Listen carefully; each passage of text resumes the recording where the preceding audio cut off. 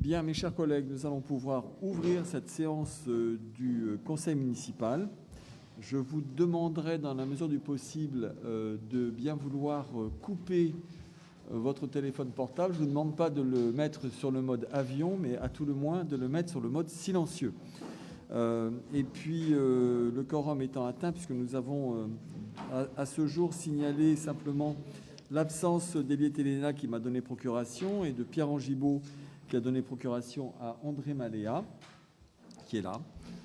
Je vous propose de désigner comme secrétaire de séance Khouloud Boudabous. Est-ce qu'il y a une opposition à sa désignation? Pas d'opposition, pas d'avis contraire. Donc, Khouloud, tu es bien secrétaire de séance.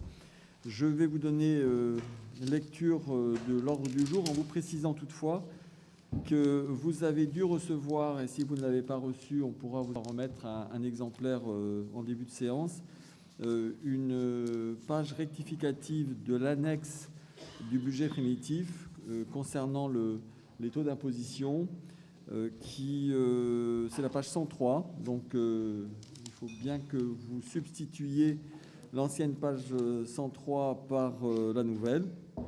L'ordre du jour comportera d'abord le compte-rendu des décisions prises sur délégation du conseil municipal, l'approbation de la séance du procès-verbal de la séance du 24 février 2021. Il y aura deux délibérations au chapitre administration générale. L'une sera l'examen de la convention d'occupation de la parcelle propriété de Réseau Ferré de France de SNCF Réseau pour le parc Sacha-Guitry. Et la seconde délibération tendra à approuver la convention intercommunale d'attribution de logements de la métropole Nice-Côte d'Azur. Ensuite, ça sera le gros morceau de cette séance du conseil municipal, à savoir toutes les délibérations à caractère budgétaire. Nous commencerons par l'approbation du compte de gestion du budget principal 2020. Ensuite viendra, sous la présidence de Serge Castel, qui assurera donc la présidence de la séance, le vote du compte administratif 2020.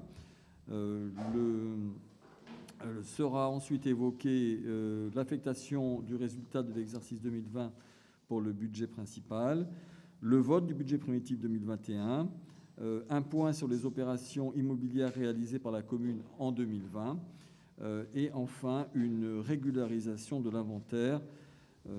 C'est une autorisation à la trésorerie d'effectuer les écritures d'ordre non budgétaire. Il n'y a pas de questions diverses qui m'ont été signalées, mais s'il y en a que vous souhaiteriez voir évoquées en fin de séance et qui ne justifiaient pas l'inscription officielle à l'ordre du jour, c'est le moment de me le dire. Il n'y en a pas? Non. Je vous remercie. Alors, je précise qu'une nouvelle fois, nous sommes amenés à tenir cette réunion du conseil municipal sans public, non pas en huis clos, mais sans public, ce qui revient à peu près au même. Mais nous avons pris soin d'assurer une retransmission de la séance sur la page de la ville de Cap-d'Aille, sur le réseau Facebook, et également sur le site internet de la commune, de manière à ce que tout le monde puisse prendre connaissance des dossiers qui seront évoqués aujourd'hui dans cette séance du conseil municipal. Alors, le compte-rendu des décisions prises sur délégation du conseil municipal, il s'agit là de deux marchés à procédure adaptée. L'un qui concerne la location des filets anti-méduses, ces filets anti-méduses qui seront à nouveau installés cet été sur les plages de Cap-d'Aille. C'est un marché qui est confié, comme l'année dernière, à l'entreprise Bona Travaux Pression, marché à prix global et forfaitaire de 37 200 € TTC. Et ensuite, un autre marché, un autre MAPA, pour la maintenance de la climatisation des chaudières et la surveillance des ballons d'eau chaude, qui a été notifié le 16 mars 2021 à l'entreprise Techno SAM. C'est un marché à prix global et forfaitaire pour la maintenance annuelle des bâtiments pour un coût de 9 168 € TTC par an, ainsi que la désinfection du stade d'Idée-des-Champs pour un coût de 2 988 € TTC. Il s'agissait là, je crois, Gilles, d'un problème de surveillance des ballons d'eau chaude. Ensuite, nous devons approuver le procès-verbal de la séance du 24 février 2021 que vous avez reçu en projet. Est-ce que vous avez des observations sur le projet qui vous a été adressé?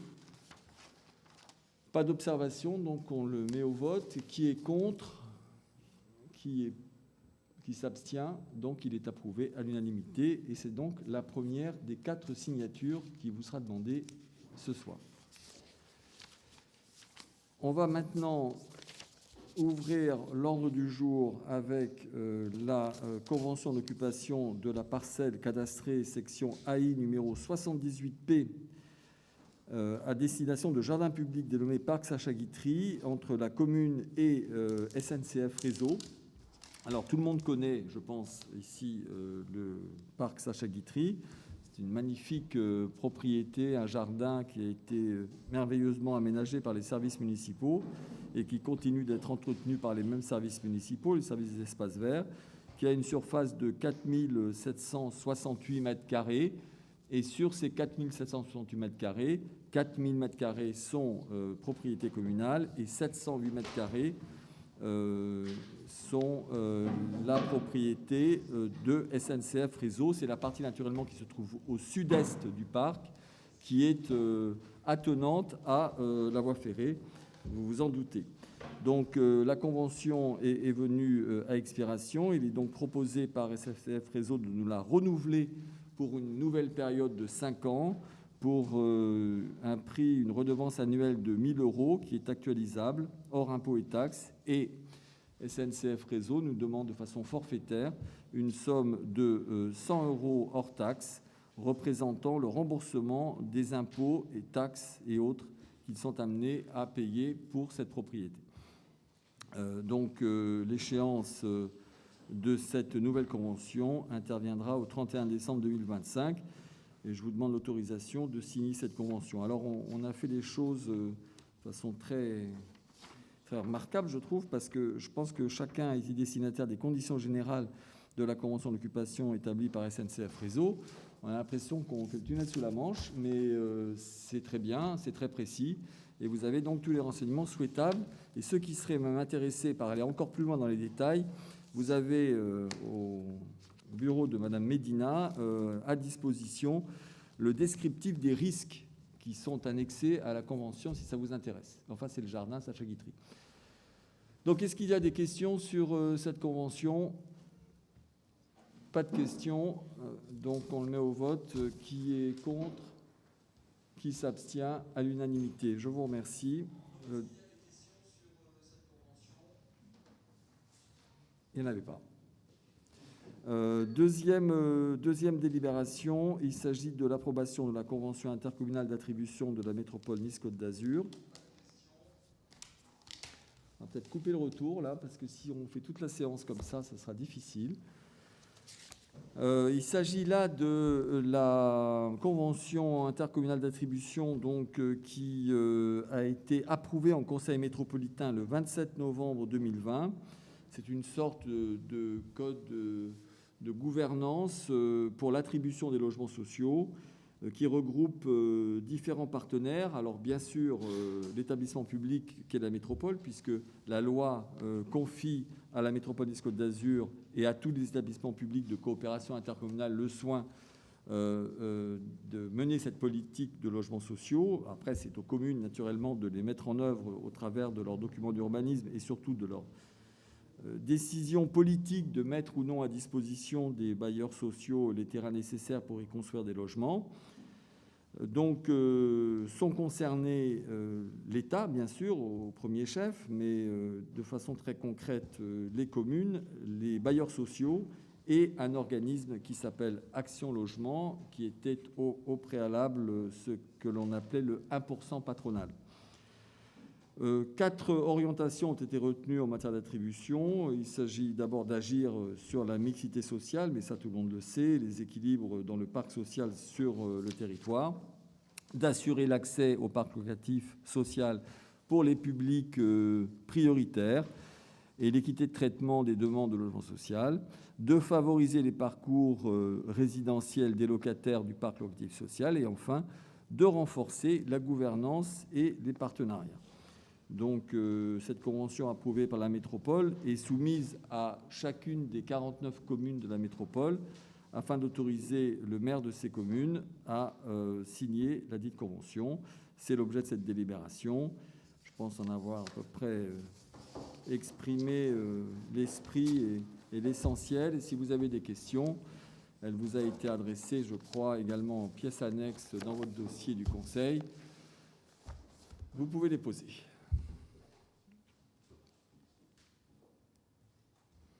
Alors, s'il n'y a pas de questions, donc on passe au vote. Qui est contre l'approbation de cette convention d'attribution? Qui s'abstient? Donc, elle est approuvée à l'unanimité. Je vous en remercie. Et je vais donc, pas tout de suite, céder la présidence à Serge Castel, mais je vais lui demander de présenter pour approbation le compte de gestion du budget principal 2020. Donc, comme chaque année, ça concerne l'approbation du compte de gestion du budget principal 2020 qui a été dressé par Madame le receveur, donc qui vérifie la totalité de nos comptes. Et donc, statuant sur l'ensemble des opérations effectuées du 1er janvier 2020 au 31 décembre 2020, y compris celles relatives à la journée complémentaire, statuant sur l'exécution du budget de l'exercice 2020 en ce qui concerne les différentes sections budgétaires et statuant sur la comptabilité des valeurs inactives, donc déclare que le compte de gestion dressé pour l'exercice 2020 par le receveur, visé et certifié, conforme par l'ordonnateur, n'a pas ni observation ni réserve de sa part. Donc, est-ce qu'il y a des questions ?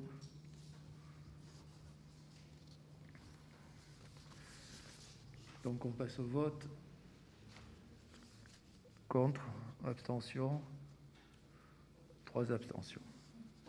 Bien, alors maintenant, je vous demanderai de... 4 abstentions. Hein. Alors, il y a une procuration de Madame Franck pour vous. D'accord, pour Monsieur Pomeray. D'accord. Vous l'avez avec vous ou vous la remettrez? Donc, je vous propose de désigner Serge Castel comme secrétaire de séance. Je quitte donc la salle du Conseil et je reviendrai, j'espère, lorsque le compte administratif aura été adopté.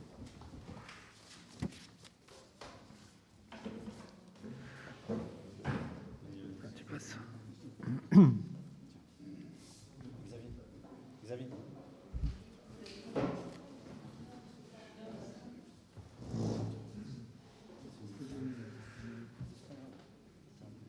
Donc, on a voté le compte administratif 2020. On a un résultat d'exécution donc du budget en investissement de 1 543 756 et en fonctionnement de 781 272 pour un total donc de 2 325 028. Dans le détail, donc 2020, c'est une année particulière puisqu'on a voté le budget fin juillet au lieu de fin mars. On a donc des excédents quasiment sur tous les articles, en raison du confinement, bien sûr. Au chapitre 011, pour les charges à caractère général, donc en crédit annulé, on a 373 813. Au chapitre 012, en charge de personnel, 5 313. Au 014, atténuation de produits, 3 238. Au 65, autre charge de gestion courante, 5 311.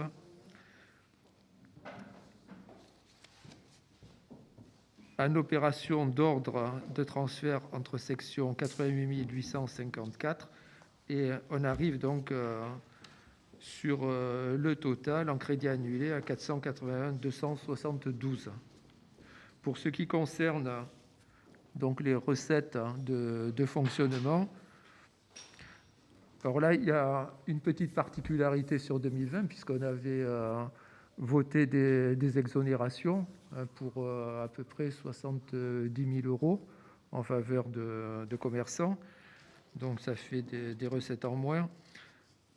En chapitre 70, produits, services, domaines, etc. Donc, on a un excédent de 203 000. Chapitre 73, impôts et taxes, un excédent de 317. Dotation et participation, chapitre 74, un excédent de 214. Au 75, il y a la particularité qu'on va retrouver donc sur le vote du budget 2021. Ça concerne le clos des cystes. Donc le clos des cystes n'a pas été achevé en 2020. Donc la fraction de loyer capitalisé de 494 807 donc n'a pas été prise en compte. Ce sont les deux délibérations qui datent de 2017 qui fixaient les règles pour le clos des cystes. Donc on se retrouve avec quand même un excédent de recettes de 300 000 euros. Pour ce qui concerne les dépenses d'investissement, donc là, le gros problème, en fait, c'est comme il y a eu donc ce confinement, tout a été un peu perturbé. Il y a un certain nombre de travaux qui avaient été prévus qui n'ont pas été réalisés, et c'est pour ça qu'on se retrouve avec des dépenses d'investissement en crédit annulé d'1 625 000 pour des crédits ouverts de 3 027 000. Pour ce qui concerne les recettes d'investissement, il n'y a rien de particulier. On a en subvention d'investissement 28 000.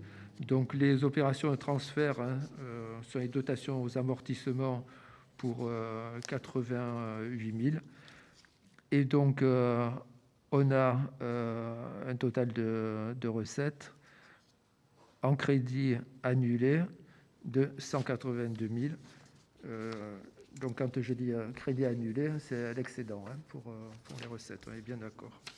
Donc, est-ce qu'il y a des questions sur le compte administratif ?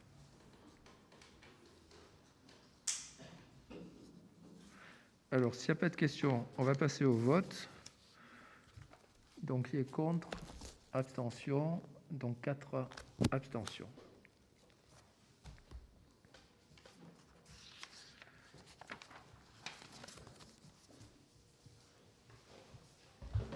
Après donc le vote du compte administratif, on a l'affectation du résultat donc de l'exercice 2020.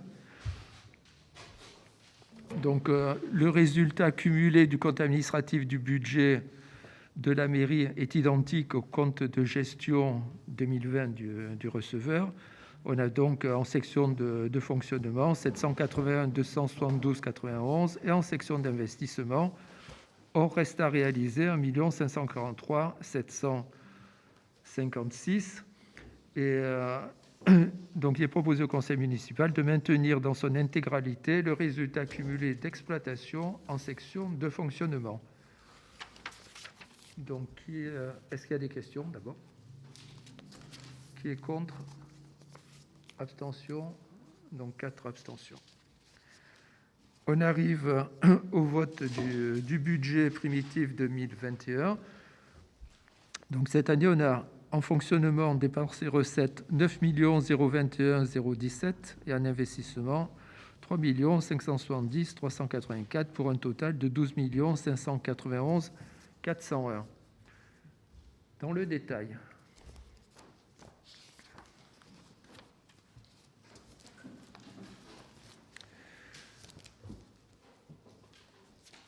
Bon, cette année, le budget, il a été réalisé comme un budget normal.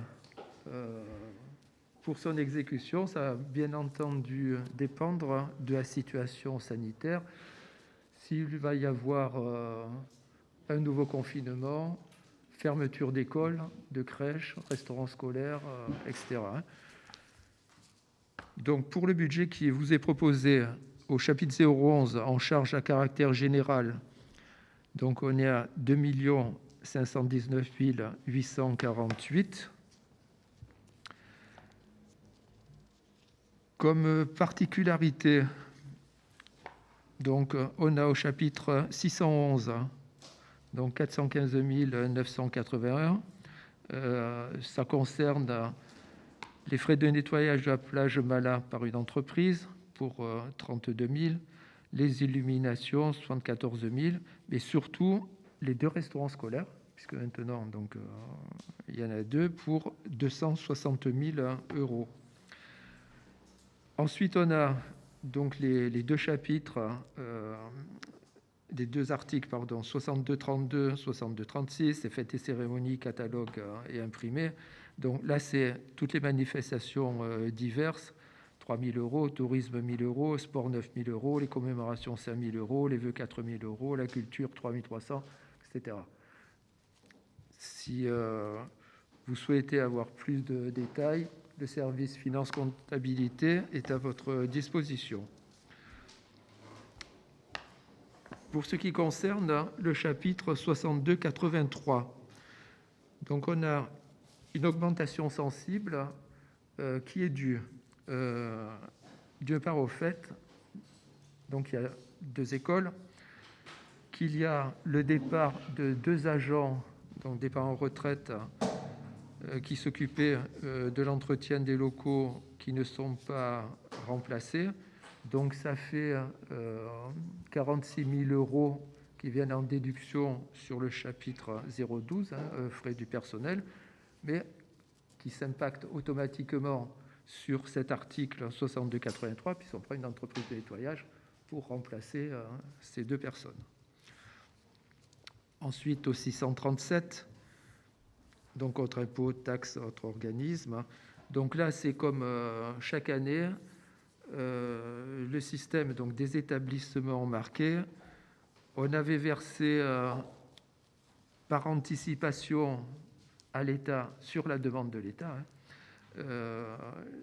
donc les 288 000 dont on avait parlé lors du dernier budget déjà. Pendant 2 ans, on a remboursé 48 000 en 2019 et ensuite, sur 10 ans, on rembourse 24 000.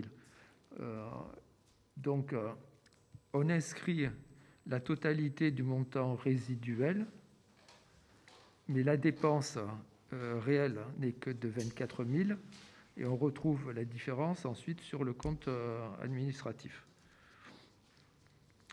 Si quelqu'un est intéressé dans l'opposition, j'ai la fiche du grand livre budgétaire avec le détail.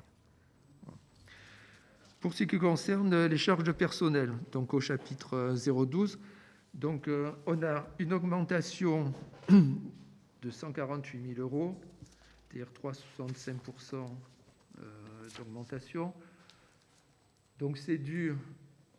alors, il y a une centaine d'agents hors saisonniers, avec 87 agents qui sont titulaires. Donc cette augmentation, elle est due à la revalorisation indiciaire pour 20 000 euros, les avancements d'échelon pour 22 000, avancement de grade pour 8 000, les recrutements, donc il y a un policier municipal en plus, et surtout il y a le problème de la crèche.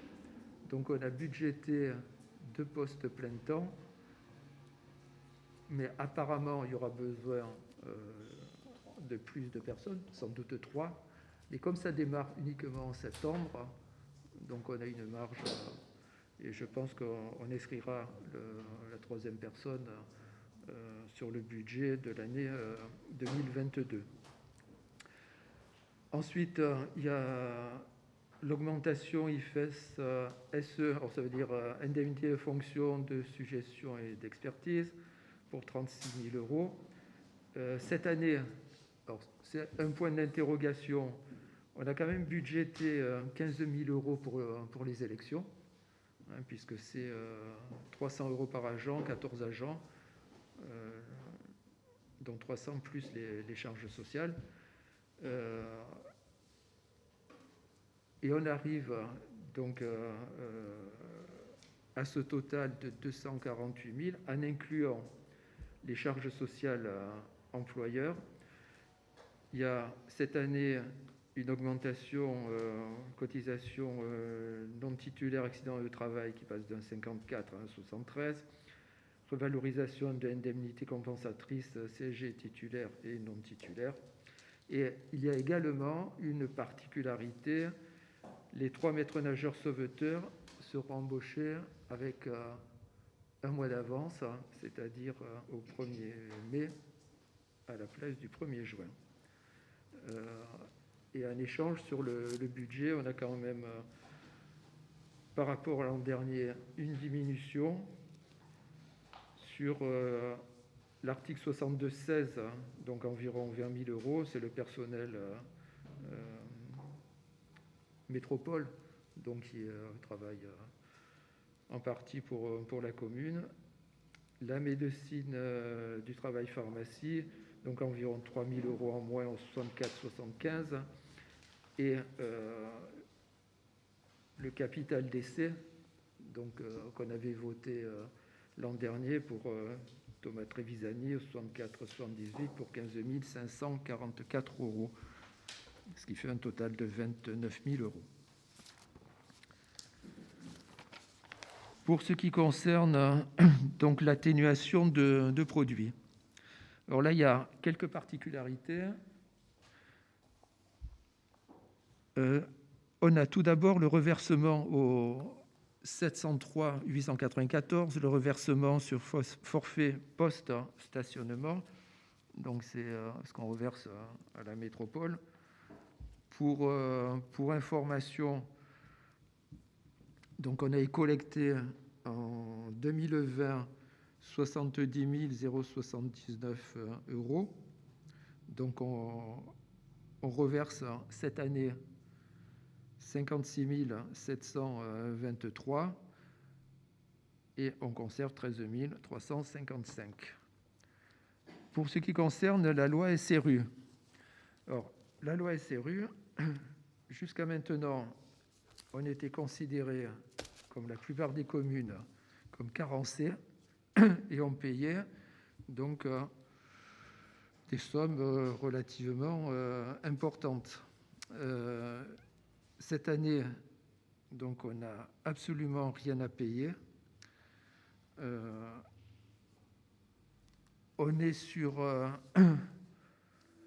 donc un objectif triennal, hein, c'est les périodes 2020, 2021, 2022.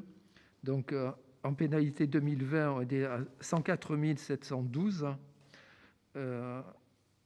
Étant donné qu'on est sur la bonne trajectoire, donc puisqu'on atteindra normalement 20% en 2021 avec Erilia et Adoma, hein, et avec l'excédent donc, dont on dispose, logiquement, parce qu'on a un excédent de 162 337 euros, logiquement, on n'aura rien à régler au titre de la pénalité SRU, ni l'année prochaine, ni l'année suivante.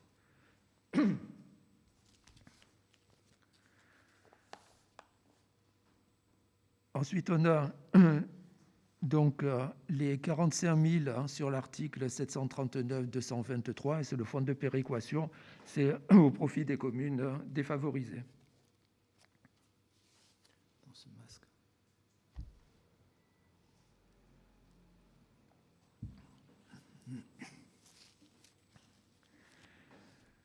Pour ce qui concerne le chapitre 65, donc autre charge de gestion courante, donc il y a une seule particularité, c'est le 65-74, donc la subvention aux associations. Donc avant qu'on me pose la question, la subvention globale, les subventions globalement baissent par rapport au budget 2020, puisqu'elles étaient de 186 000, là elles passent à 165 000. Plus 3 000 pour le ski club, mais ça c'est un investissement, et le CCAS, donc qui était de 320, qui passe à 280. Alors, pour ce qui concerne les associations, il y a une diminution tout simplement parce que beaucoup d'associations ne peuvent plus fonctionner. Donc, je prends l'exemple du ski club, hein, qui est envoyé un courrier à la mairie en disant qu'ils n'avaient pas besoin de la subvention habituelle, et qu'en fait, leurs frais consistaient à l'achat de matériel de ski pour 2 975 €, ce qu'on a inscrit donc un investissement, c'est en page 96, hein. Et ensuite, les abonnements pour la comptabilité logicielle, l'abonnement téléphonique, les frais d'assurance et les licences obligatoires pour les moniteurs. Donc, pour beaucoup d'associations, ça a été le même cas. Et pour ce qui concerne donc le CCAS, c'est le montant qui est demandé par le CCAS, dans la mesure où il y a un départ en retraite. C'est la personne donc, qui s'occupait des payes, du budget, comptabilité, et ces fonctions vont être reprises directement en mairie par le service comptabilité finance d'une part et ressources humaines d'autre part.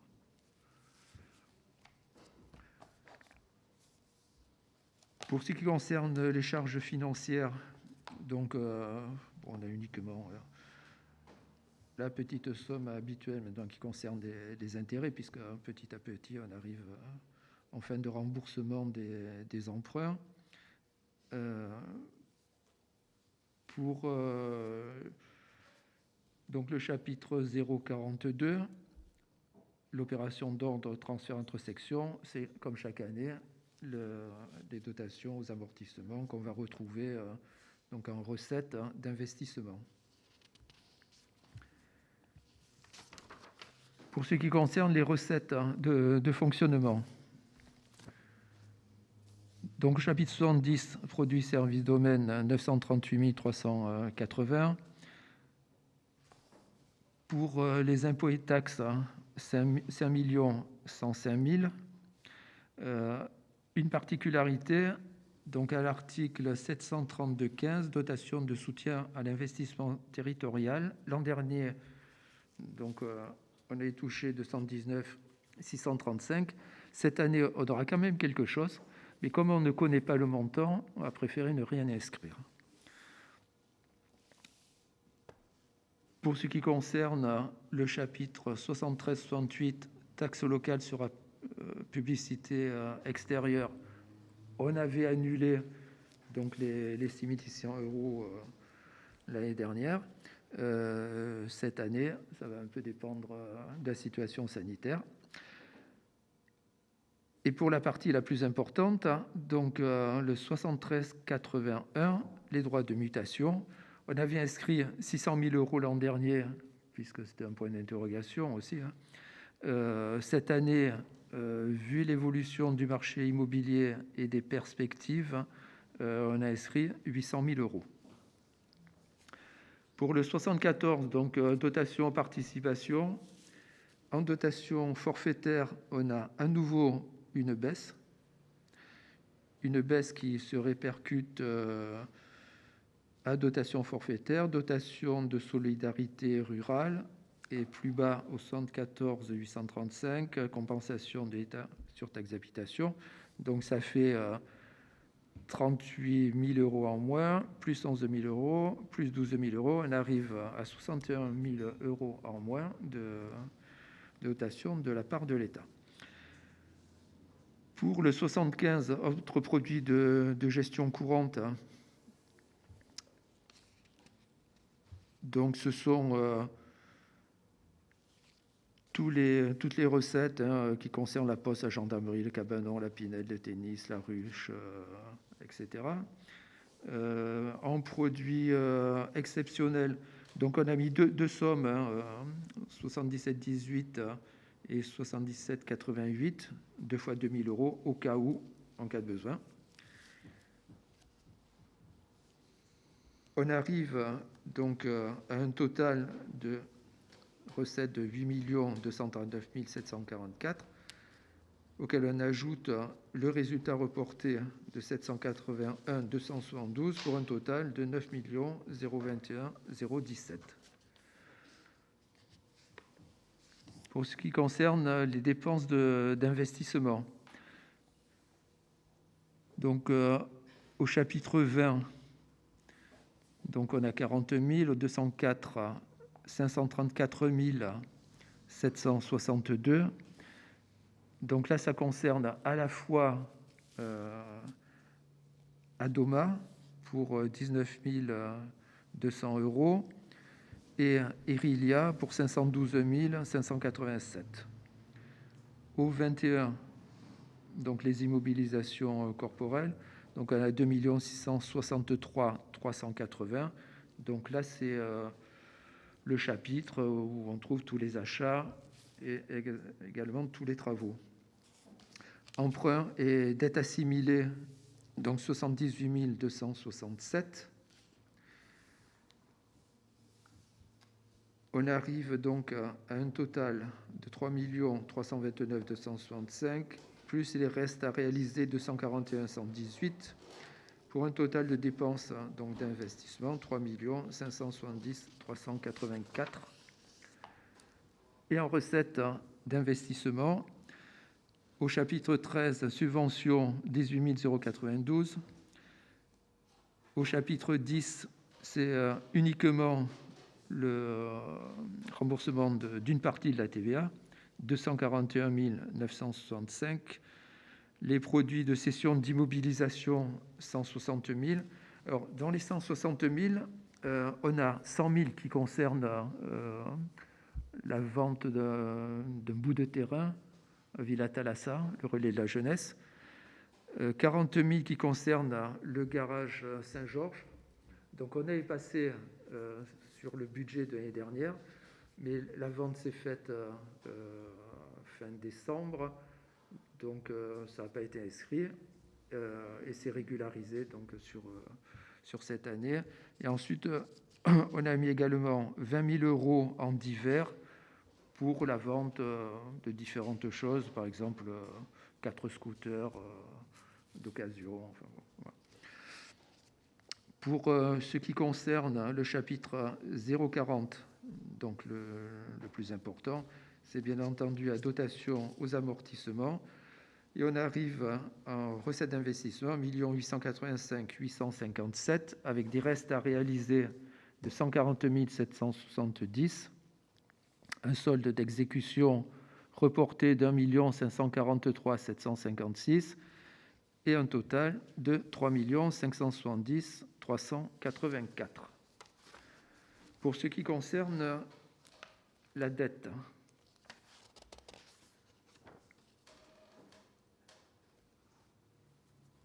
donc il restait 3 emprunts.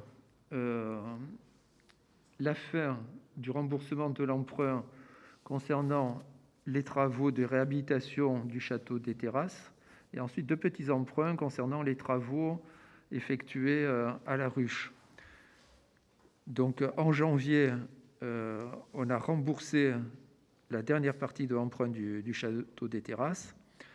À ce jour, donc il reste 37 098 euros, c'est-à-dire qu'on a donc 7,95 € par habitant de dette aujourd'hui.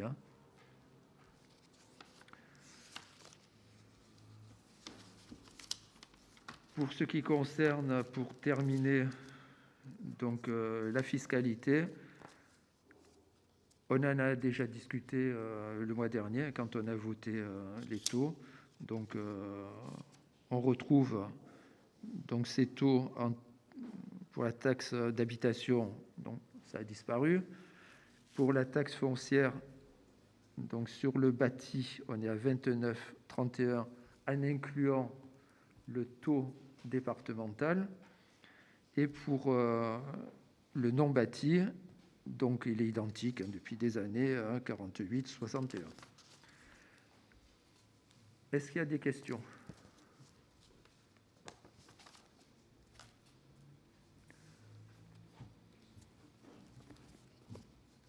Donc s'il n'y a pas de questions, on passe au vote. Donc qui est contre ? 4 contre. Bien, merci.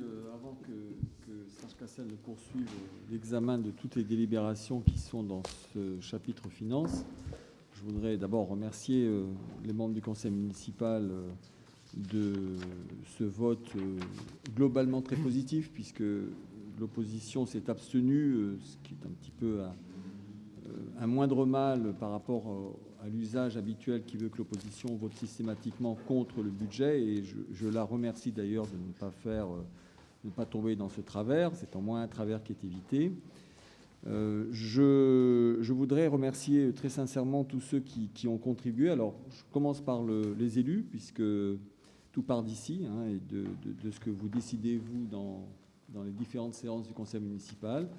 Je voudrais y associer, bien sûr, les services municipaux, et vous avez remarqué qu'aujourd'hui, participe à cette séance, comme chaque année, à l'occasion du vote du budget, Sylvie Rastoldo, qui est la responsable de ce pôle finance à la mairie. Mais au-delà de Sylvie Rastoldo, je veux y associer l'ensemble des agents. Il y en a deux autres qui sont là aujourd'hui. Il y a Cécile Cellini, bien sûr, mais il y a aussi Laura Medina, mais tous les agents de la mairie de Cap-d'Aille, avec tous les élus qui suivent les projets qui ont été votés, sont donc impliqués à la fois dans le compte administratif qui a été approuvé tout à l'heure, mais également dans ce budget primitif que vous avez adopté. Et tous savent que ce qui a été voté en conseil municipal ce soir, c'est ce qui est possible de faire financièrement, en raison de nos finances qui sont très saines. Je souligne quand même, Serge est toujours très pudique et il n'insiste, de mon point de vue, pas assez. Trouvez-moi une autre commune dans les Alpes-Maritimes où le taux d'endettement par habitant soit de 7,98 €. Je pense que vous aurez du mal à en trouver une, et je pense que vous en aurez même du mal à en trouver une en France pour des communes de cette strate de 5 000 à 10 000 habitants. Et c'est très important, cette capacité d'emprunt qui est la nôtre, parce que si demain, nous n'avions pas le soutien du département, de la métropole, de la région ou peut-être de l'État qui, nous l'espérons, poursuivra les bonnes habitudes de 2020 en nous votant une dotation de solidarité pour l'investissement local, nous serons bien contents de pouvoir réaliser nos projets avec notre capacité financière qui est pleine et entière, puisque nous n'avons plus de dettes. Et il fallait quand même le signaler, et que pour autant, nous n'avons pas augmenté les impôts. Ça, vous le savez, vous l'avez tous compris depuis tant d'années. Cette année, ça va être l'année de la réalisation de ce qui a été sans doute notre plus grand engagement électoral, à savoir la réalisation de la nouvelle crèche, qui nous permettra d'en finir avec les terribles listes d'attente que nous connaissions jusqu'à présent, qui faisaient que chaque année, il y avait une demi-douzaine de familles qui ne pouvaient pas mettre leur enfant à la crèche. Cette nouvelle crèche, Pascal est là, elle y travaille avec Christine Fontaine et Catherine Ricotta tous les jours. Ça sera, je pense, véritablement un lieu d'accueil assez extraordinaire pour les enfants de Cap-d'Aille et pour les tout-petits. Ça sera d'ailleurs un soulagement pour beaucoup de familles capdailloises. Ça va coûter très cher. Je crois qu'on a estimé à plus d'1 million d'euros, 1,1 million. Et nous allons le réaliser avec le soutien du département, avec le soutien de la Caisse d'allocation familiale, mais sans recourir à l'emprunt. Et ça, je crois quand même qu'il faut le dire. Et nous commençons à travailler d'ores et déjà sur un de nos engagements électoraux, qui était le deuxième, non pas en termes d'argent, mais de priorité, qui est l'écostade Didier Deschamps, puisque nous avons le projet, vous le savez, pas simplement de couvrir la tribune, mais également d'y installer des équipements de panneaux solaires et de panneaux photovoltaïques, verra à Virginie Guasco et à d'autres ici dans cette salle, qui nous assureront comme ça une électricité gratuite et donc très propre pour les douches du stade, mais également pour l'éclairage du stade, qui sera un éclairage entièrement LED. Donc c'est un gros projet, plus important en termes de prix également, puisque je crois qu'on avoisine les 1,5 million. Et nous devrions normalement voir la métropole s'emparer de ce projet pour que ce soit notre projet de mandat de 2021-2027. Donc c'est également une très bonne nouvelle que je vous annonce ce soir. Là encore, sans emprunt, ce qui sera tout de même à souligner. Donc, je voulais vous dire, pour terminer, quand j'ai dit que l'exécution du budget ensuite, c'est important, parce qu'on vote ce qui est possible, mais on n'est pas obligé de dépenser tout ce qui a été voté. Et c'est le souci de tous, les élus, comme les chefs de service, de faire en sorte que l'on réalise ces projets dans les meilleures conditions, et notamment dans les meilleures conditions financières. Et on y arrive d'ailleurs, puisque ça a été dit tout à l'heure par Serge, lorsqu'on examine le compte administratif, on a un excédent assez conséquent à chaque fin d'exercice. Donc, mes sincères remerciements au nom de tous. Et maintenant, on va pouvoir reprendre avec deux délibérations qui paraissent pas importantes, mais il faut quand même le dire, sur les opérations immobilières réalisées en 2020 et sur une régularisation de l'inventaire à la demande de la trésorerie. Donc, la première délibération, ça concerne les opérations immobilières réalisées par la commune en 2020. Au niveau acquisition, néant. Au niveau cession, donc ce dont on a parlé tout à l'heure, il s'agit du garage Saint-Georges pour 40 000 €, donc qui a été signé le 14 décembre 2020 et qui passe sur le budget 2021.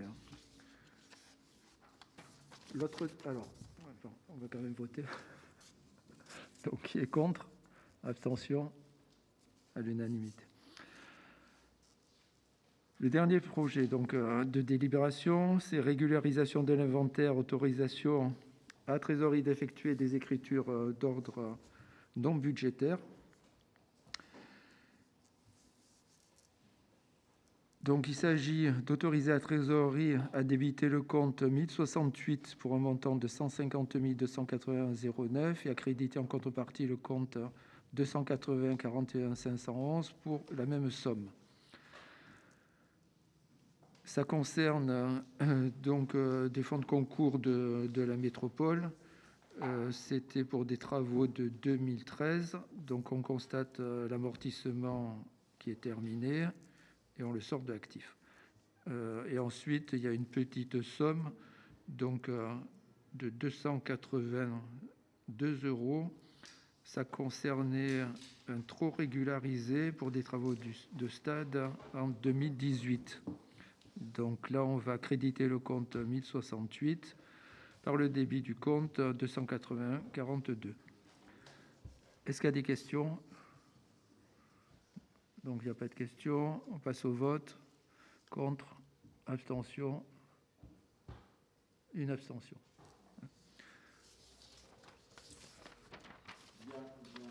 Merci. On en a terminé avec l'ordre du jour. Il n'y avait pas de questions diverses. Je suis désolé pour l'horaire, effectivement, qui paraissait bientôt pour certains. Je pense qu'on essaiera de se recaler sur un horaire plus raisonnable pour la plupart d'entre vous, à savoir 18h30.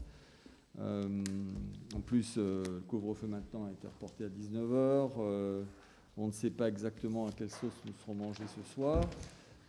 Donc, dans tous les cas, comme on va être amené pendant toute la crise sanitaire, malheureusement, à fonctionner dans le cadre de cette salle, puisque le Château des Terrasses, vous le savez, où nous avions tenu les premières réunions du conseil municipal de la nouvelle mandature, est transformé un petit peu en vaccinodrome.